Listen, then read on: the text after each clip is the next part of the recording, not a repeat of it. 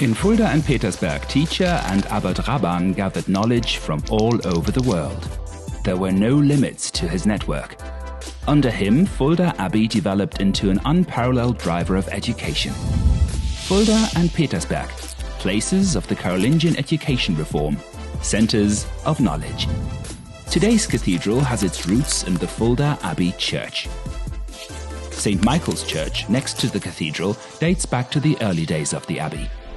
Its Carolingian crypt brings to life the time of Raban. Raban founded Fulda's neighboring monastery at Petersberg. It was here that he compiled his famous encyclopedia. With the church, he created a Gesamtkunstwerk that combined influences from different parts of the world. The original crypt has been preserved. Raban's creative talent is also evident in his calligrams. These continue to have an influence on contemporary art to this day. His numerous letters and correspondence have lost none of their significance, even today. The scholar passed on his knowledge beyond the boundaries of the empire to students who multiplied it. This way, Raban laid important foundations for an educational canon that still unites Europe now. Europe, education in motion.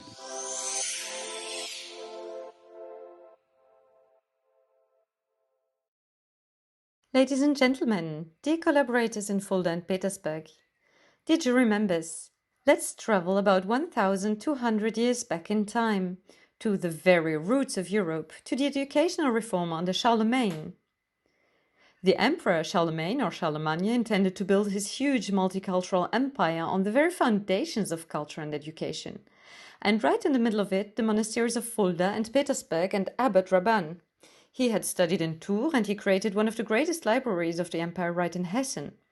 Fulda and Petersberg became the engine of education and educational cooperation and thus a driver for progress and development.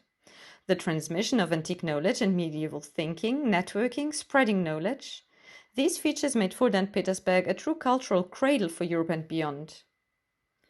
Both in my capacity as Minister for Art and Culture and as a Minister for Science, the educational network that spread throughout Europe and stretched until the Middle East from the 9th century onwards fascinates me. Long before the EU's Erasmus program was founded in 1987, this network demonstrated the value of exchange in education, learning by traveling, and cultural cooperation. Back then, it were monastic students who spread knowledge, script and language with great dedication in all of Europe across the borders. Today, this is done by the ever more international universities, higher education and research institutes. 1,200 years after Raban, Europe and the EU stand for intense cultural and human exchange beyond national and language borders, meaning encounters, experiences, discoveries, freedom of movement for all generations, and the exchange of knowledge. It is also thanks to Raban's visionary contribution that all of this became a matter of course. European integration started well before the first European treaties came into being. Today's European educational area started with the Carolingian educational reform and with the work of people such as Raban. Opening up horizons, overcoming borders, sharing and spreading education, safeguarding cultural traditions. Raban stands for all of these European values. I am delighted that Fulda and Petersberg put in their candidature for the European Cultural Heritage label as living places with an outstanding history. And I warmly welcome you to our event, European Cultural Heritage with Raban, Education in Motion. You may see for yourself how significant Fulda and Petersberg were and are for European cultural heritage. I am pleased that we have such a high-level expert team and Mrs. Wiesner as a moderator today. And I sincerely wish you an interesting discussion. Thank you for your attention. Meine sehr verehrten Damen und Herren, ich darf Sie ganz herzlich begrüßen zur heutigen Diskussionsveranstaltung zum Thema Raban, Bildung in Bewegung. Wir wollen reden über die Bewerbung zum Europäischen Kulturerbesiegel. Mein Name ist Claudia Wiesner. Ich bin Professorin für Politikwissenschaft an der Hochschule Fulda mit einem Schwerpunkt auf europäische Integration und habe an der Hochschule Fulda auch den Jean Monnet Chair inne. Das heißt, ich beschäftige mich von Berufswegen ganz intensiv mit Bildung und Forschung in der europäischen Integration. Und ich habe sehr kompetente und sachkundige Diskutantinnen und Diskutanten neben in mir charge sitzen. of this topic. We have Christina Kenner on my right. She's head of restoration and construction research for the Hessian State Office of Built Heritage Conservation. Constanze Schneider on the other side, Hessian Teaching Staff Academy and Association of Future Education Fulda. And then we have Mr. Thomas Heiler.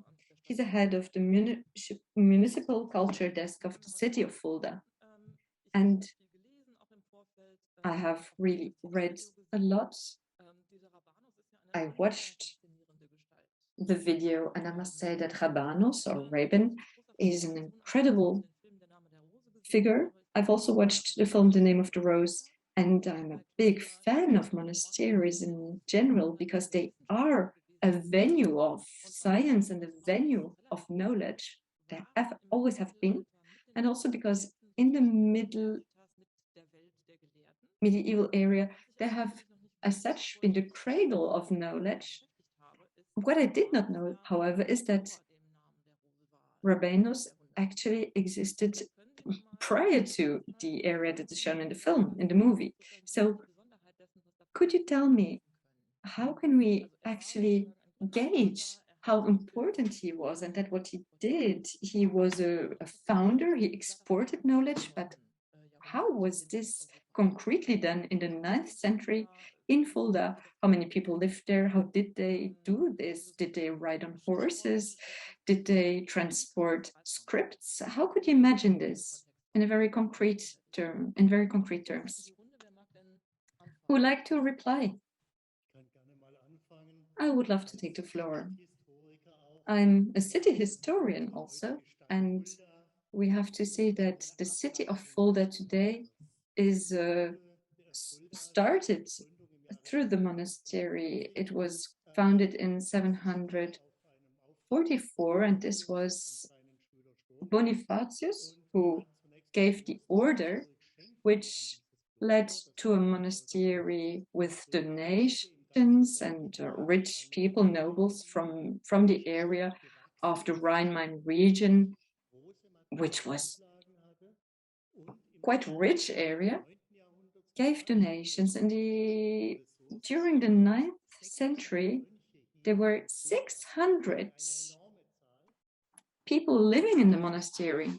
This is a huge number, and that was not just in Fulda, but also in the other monasteries that were created in the 9th century. And around it, there were, of course, other services. The monks, the friars couldn't do everything themselves. There were also other people joining them. They were not friars, but they lived around them. And in the 9th century, Fulda was called a village, but it had a few hundred people living there. And of course, compared to today, it wasn't that big. However, the monastery was really the main area. And Raban and the friars did not only have religious tasks there, but they also had other tasks.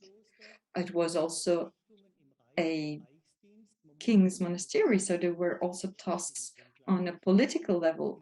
It was in charge of the economy, for example. And so Raban did not only just act in a religious area, but also in a very concrete area. And this was exactly what made it so particular, this connection between secularism and religion. And there had always been wanted a Benedictine monastery that should have been sort of cut off. But finally, it ended up being rather an industry with many people working there. Raban was also very practical. He also had the ecological basis or the ecological capacities to work in this manner. So you really had to link secularism and religion.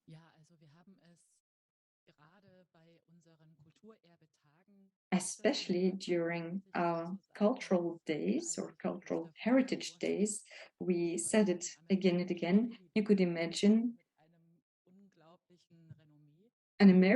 almost an American Ivy League setting.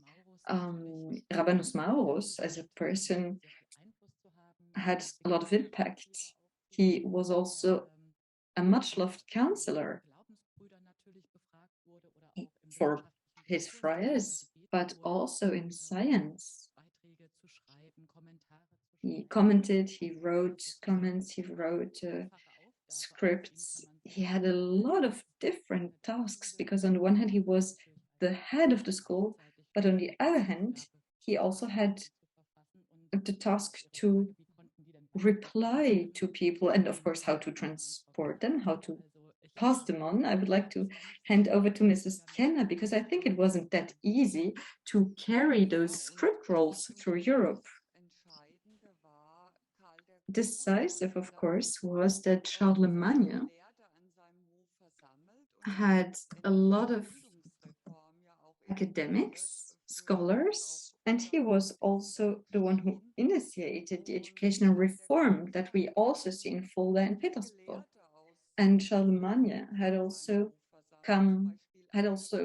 invited scholars. Ewing, for example, an Anglo-Saxon scholar from the British Isles, came to him, and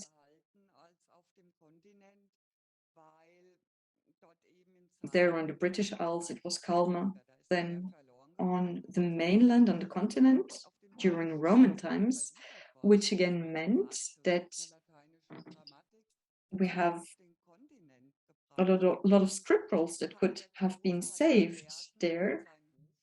Bonifacius had Latin grammar come over, and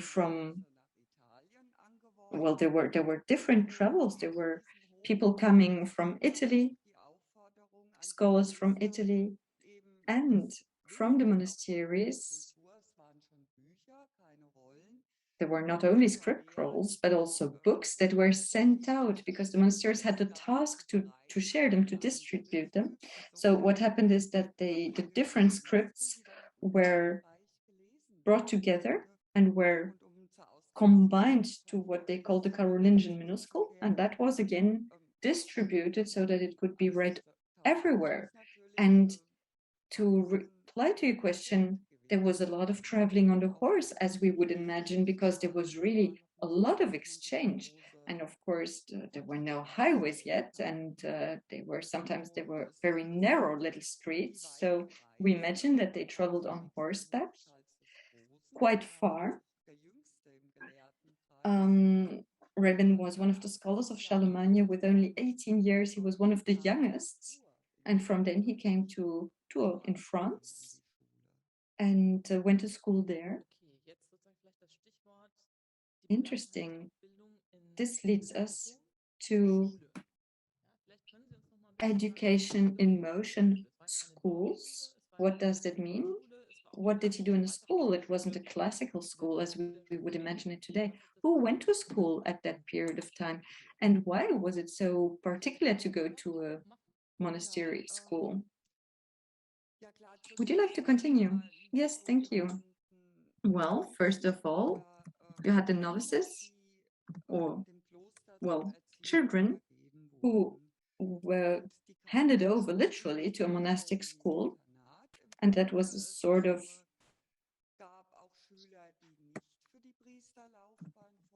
that was a boarding school, you could say so. And of course, some of these scholars, some of these students were not foreseen for a life as a friar, but they could actually later on continue a career in the secular world. Mainly, exclusively boys were educated here. They had different topics for education. Amongst others, not only writing and reading, but also mathematics, astronomy, calendar. The calendar was important. And antique knowledge as well, both from Roman times as well as Greek times. And that was also the period in which this knowledge was actually also safeguarded and maintained. we have tried to imagine how school life was back then compared to what we have today. So we know that Rabanus, for example, at the age of 8, he came to the monastery. He was sent there by his parents. He was literally donated. And today, of course, you imagine this as being horrible. But in reality, as we also mentioned in our podcast that we prepare for young people, we have talked about this. How can you imagine such a school life back then? Rabanus was a luminous figure. He was talented, and his parents knew that in the monastery of Fulda he would have the best possible education. But in many cases, probably children must have suffered and cried. You can imagine that. But if, on the other hand, you imagine what parents brainstorm, what parents think about today, so that their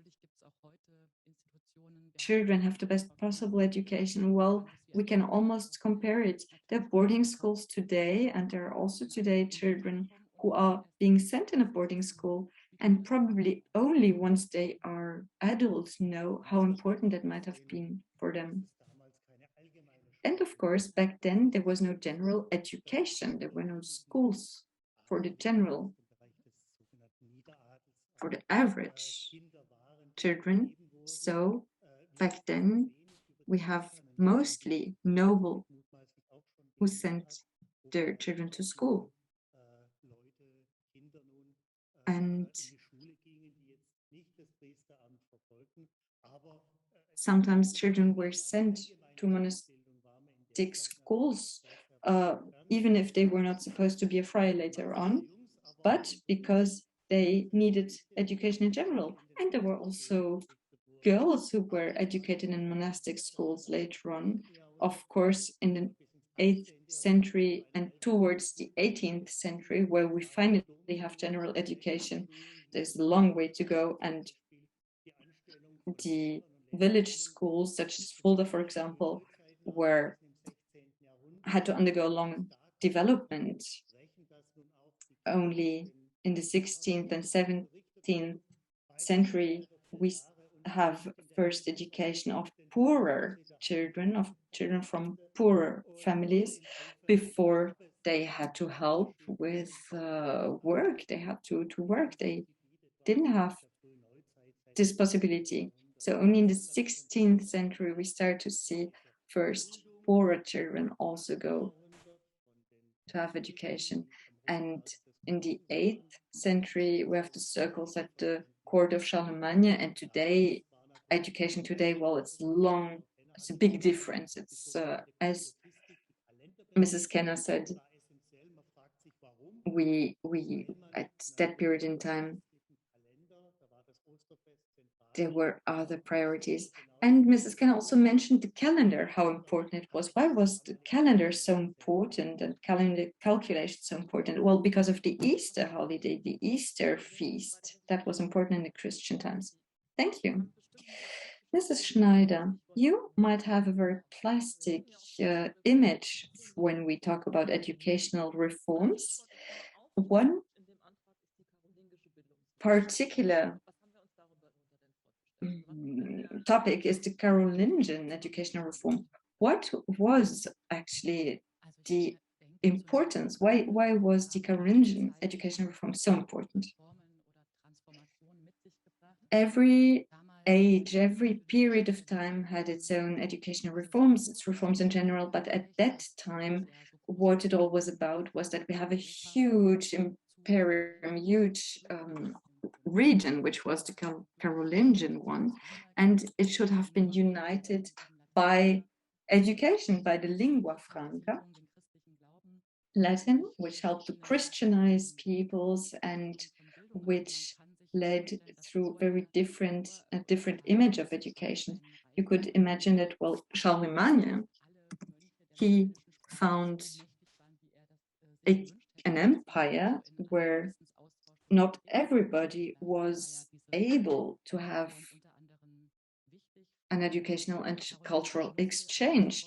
As Mrs. Kenner said, the Carolingian, the Municipal, which was a grammar system, and well, small letters might be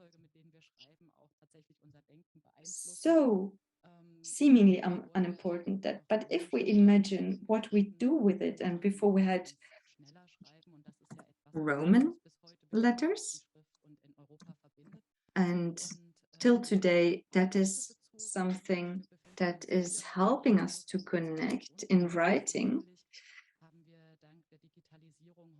And then today we also have digitization, which helps us not to have move around on horseback to transport books.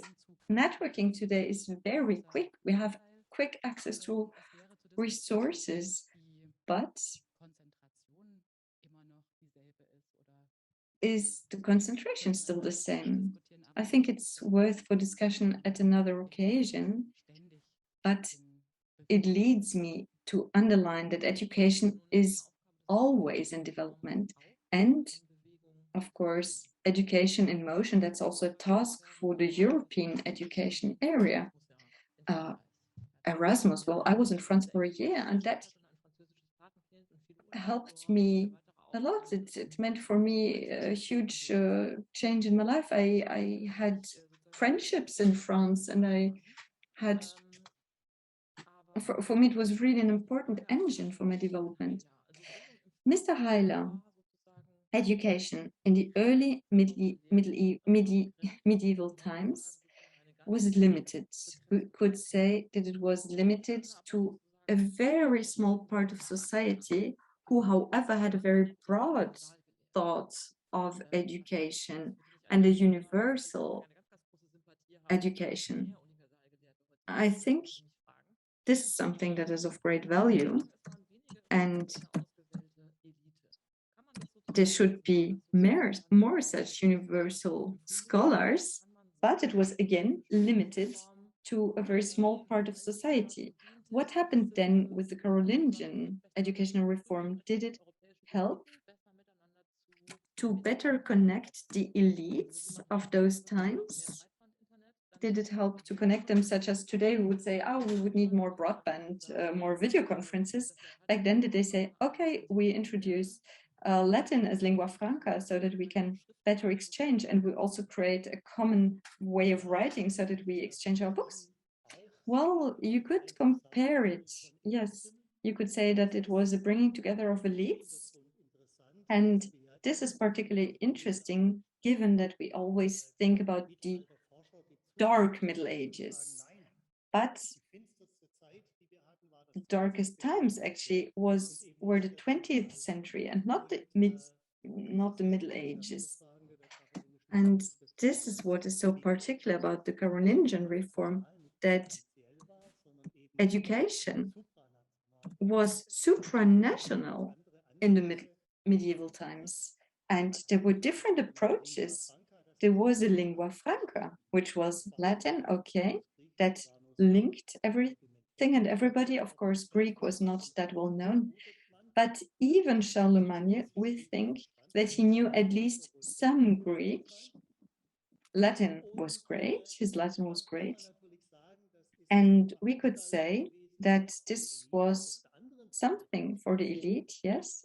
But on the other hand, the interests of monasteries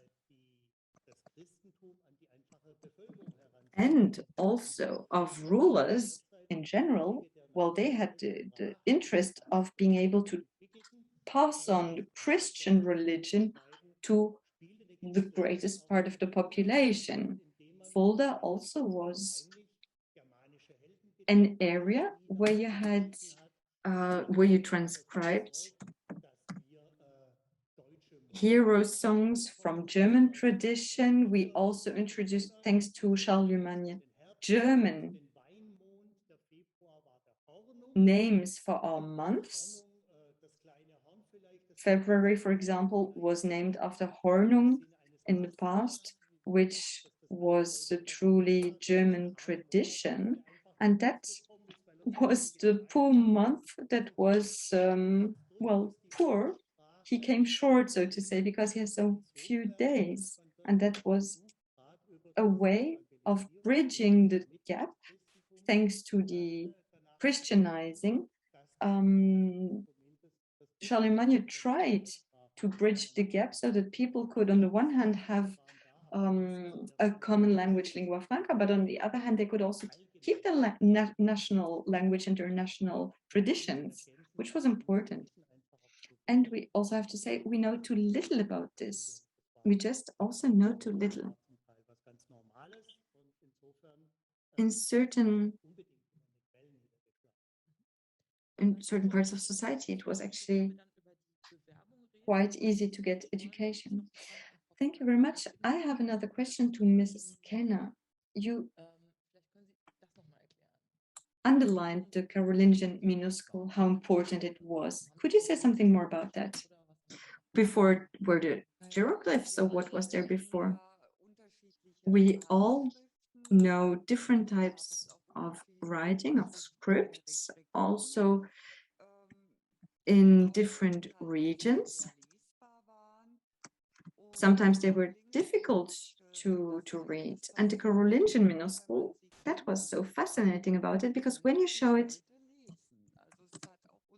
even when you show it to children today, you can actually read it. It influenced our script, our way of writing a lot, our letters a lot. And of course, Sütterlin, for example, today hardly anybody can read it, but the Latin letters and Carolingian minuscule are very easy to read, which is wonderful for the children today. And it shows quite clearly how it influenced our letters today. There's also an effect where you just recognize things, because if you look at a handwriting from France of those times, well, it almost looks like the ones that we might find in Fulda nowadays. That is so amazing. And there are children books of those times in Carolingian children's books, Carolingian minuscule, and they're easy to read now. And why not Latin or Greek? Why should we not also pass this on to children today? Last but not least, Latin still influences our sciences. And in Bavaria, when I finished school, I did have to do Latin, but I did not know why. In die moderne Zeit. Ich bin immer only connecting to our time today, and it's really something special that we can write in the Carolingian letters. And I would like to add that the introduction of the small letter, obviously we wanted to read the text better, but it happened because the reform of Charles, where we wanted clear text, people wanted to read what the Bible said, and there were so many errors before the small letter in the minuscule. You can't probably not distinguish R and S, and these led to difficulties. It was the monks who had to rewrite everything, and if you don't have a good example, then there will be a lot of errors, and this was also what this reformation wanted, and we wanted to go back to the text, and this is something very important when we talk about digitalization. Who can guarantee that we have authentic digital data? Was somebody interfering? It was a very important approach. I want a good writing detaching also the words. We have one word, we finish it, and then we have the next one. Where is one word finishing and where is the next one starting? This was often a question. Now, the returning to this fact was very, very important for us. Well, I probably understood what the important part of this reform has been. Uh, and we are all applying for the seal, for the heritage seal, and we say this is something very important. This is something we should talk about right now. And I can see that the European uh, space is very important. This is something that started with Raban, and he was not only in his own region, he went to the British Islands, he was in Eastern Europe.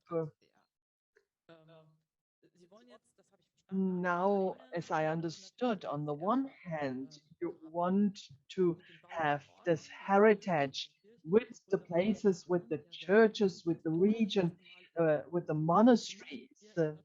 And today we are here in the green room. And I thought I should have seen this place before because I like these castles, and also the monastery in Fulda is very, very interesting. And we are talking about culture, about heritage, and you already said that you want to include young people, that this tells us something also about education. Maybe you can talk about this, and I give the word to Mrs. Kenner. Well, it starts with the fact that we explain what we are seeing. We are talking about cultural heritage and how are places, city, villages built up, because normally you have a church in the middle of the village, and we have also to start from the visible world that we are considering as something normal, but we have to explain what the basis of this is, and where is the connection to Europe? Why are our landscapes, our villages and cities like this? What changed? And we have seen this also during the Heritage Days, because we were um, also connecting. We have in northwestern Spain a church that is looking like the church in Petersberg, and our people didn't know that. And I told them, well, the people in Spain do not know either. These are important connection points where you know you you have always seen them, you see them, and to see their dimension and the connection um, here in the different countries, and that we can still see. This is like going and looking for traces. I guess you are doing something really concrete, right? Well, the question is that we're asking ourselves, how can we give this heritage to the next generations so that they have esteem for this heritage? This is obviously a very difficult question to answer, but we were thinking that Fulda today has a very important landscape. This has been our very first question. How can we hear what the pupils at school are thinking? Which is the direct connection from your point of view to this heritage of the times of Charles the Great. It's something very big and might be scaring.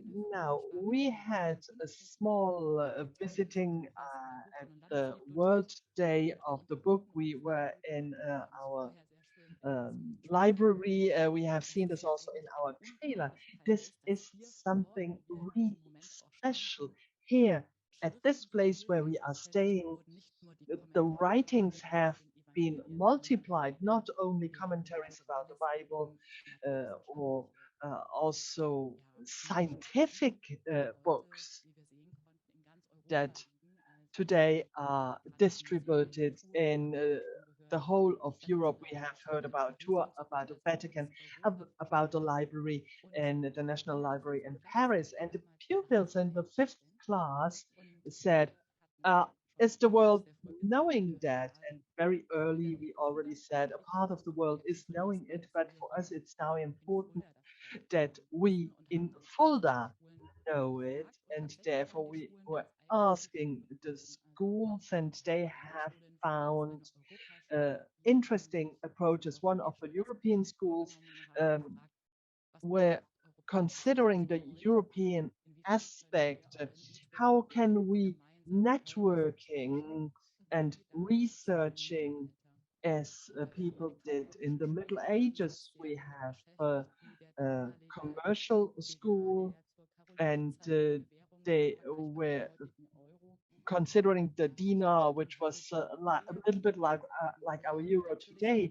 What was there for the currency? And in Fulda, we have a school which is called Rabanus Maurus, but we do not have only experts there. We also asked there, what do you think when you hear the name of Rabanus Maurus? They have even a song for it. Later on, they made a film out of it, and how pupils are moved by their history. This is something I didn't expect at the beginning, but it was very, very interesting and positive to see all this movement, having all these young people that are pupils that are interested in these topics. Now, I would like to connect with this. You were talking about young people, about pupils. This is something very interesting because normally I have two children. One of and one of the films they always were looking is was in TV, and this is something very interesting. And maybe you are going a little bit in this direction. The knowledge about Rabanus. We have a podcast, and we were considering also the book that was already uh, being prepared, and at the end of the fourth year, when you go to the next higher school, and how can we involve also, let's say, the already bigger children and young people so that they can hear it on demand, maybe like sitting in a train. And for this podcast, how can we take people like Rabanus Maurus, who was a very important person with a big influence? How can we explain young people that between influences of today and Rabanus Maurus, there are not too many worlds in between? And on the podcast, we try to see aspects of this life and to retransmit it in our time, because Rabanus Maurus had big crisis, because he had to take political decisions. He decided for the wrong side. We all know it, that we have crisis that we might have problems also with our knowledge. And Rabansmaus was not only archbishop, but then he was also sanctified. But is a crisis important? And we found a lot of young people who were talking about their world, and we receive letters from all countries. And the podcast was well received in Denmark. We know it also from other countries. But for us, it was very important that in Fulda we will be talking and continue talking about this podcast. My daughter heard the podcast in the uh, at school, and she didn't say that we were connected, that she was my daughter, but I found it very interesting to see that the podcast arrived at school. We already said a book for children. Well, the book is going in the main direction. It is for the age in between 9 and 12 years.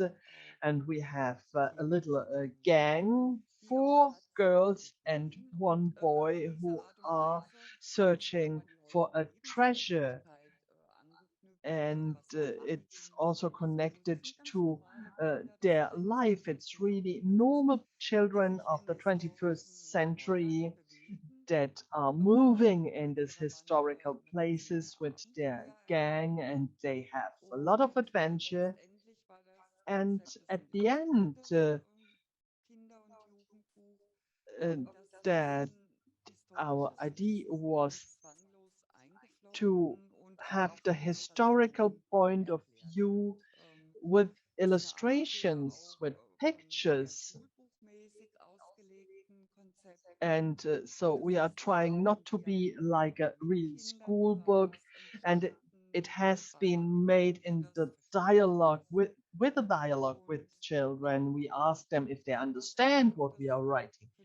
And the very important point is obviously also the cooperation with the schools and their representatives, with Mrs.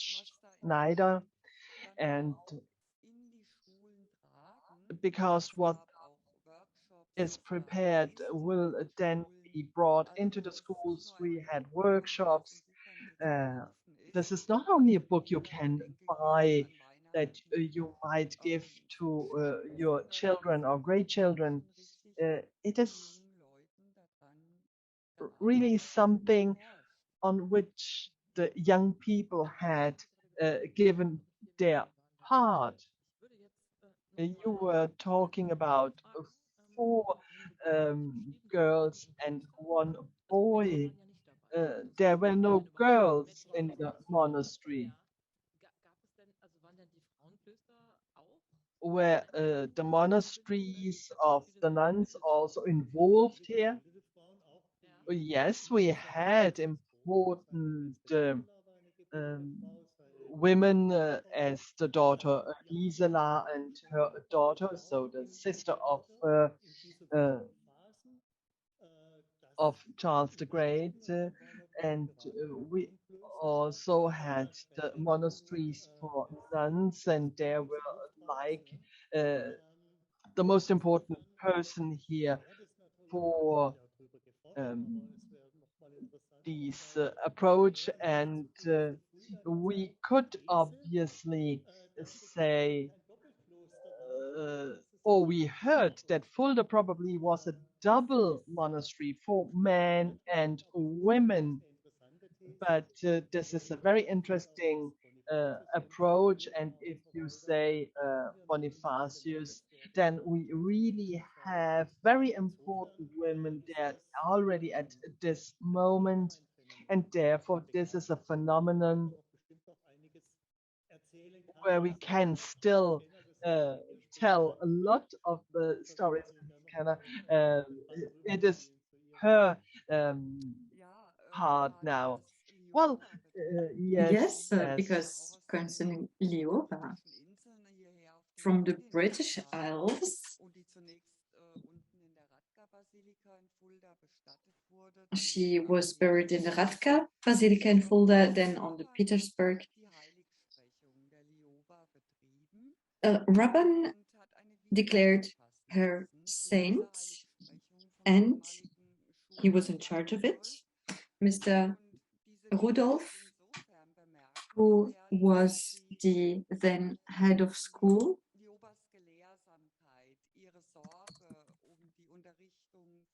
was in charge of the speech, and actually this describes how important she was, both as a nun but also as a counselor on a political level. And I think that this is particularly interesting because usually this is not what would be the basis to declare someone saint, but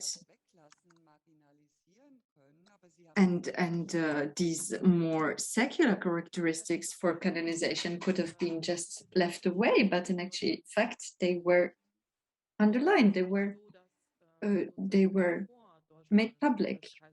Yes, in fact, I really dealt also with the topic of women and of civil rights. And in fact, it was that in the past, at that point of time, women had more rights than in the 18th century, for example.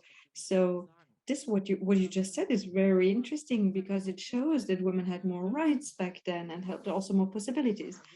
And back to concrete terms, you have a podcast, you have a children's book, and we're also putting monuments into light, and then there is cooperation as such. I think, well, we dealt in depth with all of this, but what else is there? When we come to Fulda, how do we meet Rabanos?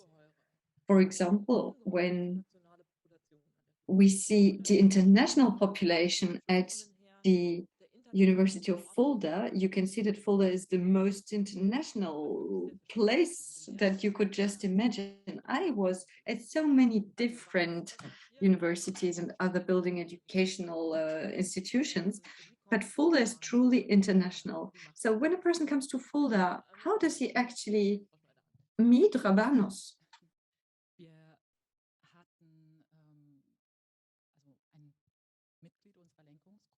A member of a steering committee, Mr. Michel,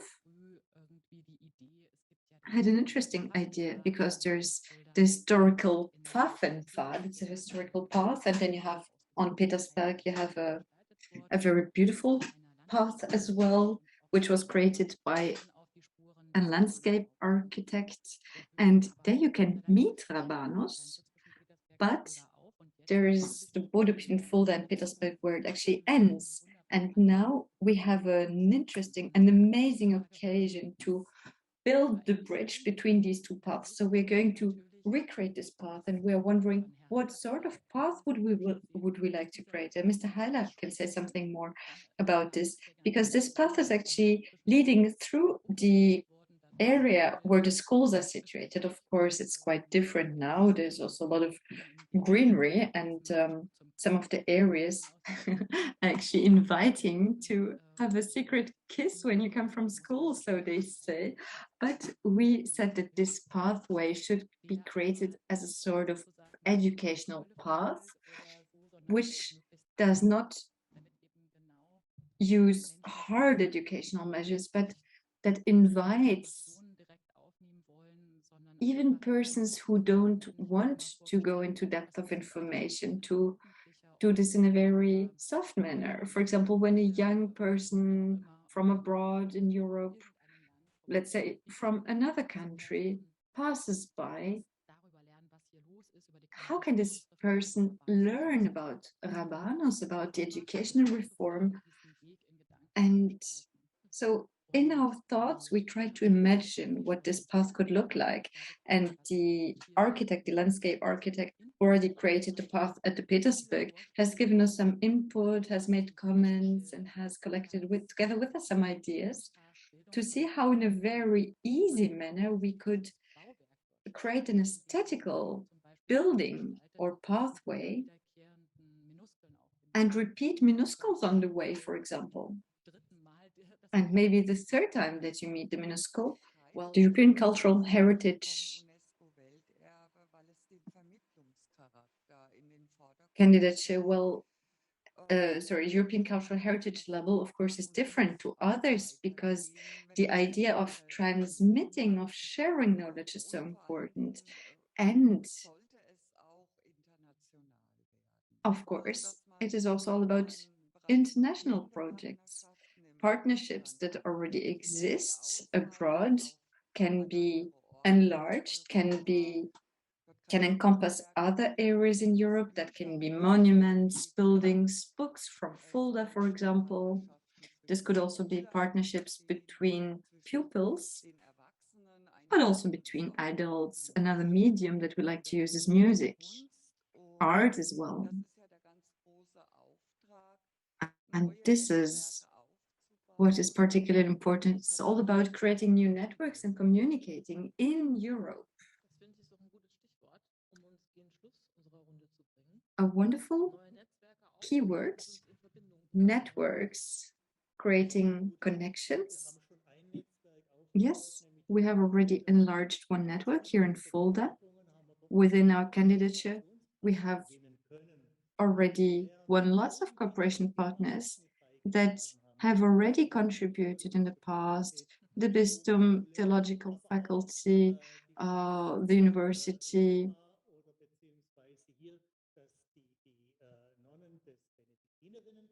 but also the Benedictine nunnery convent.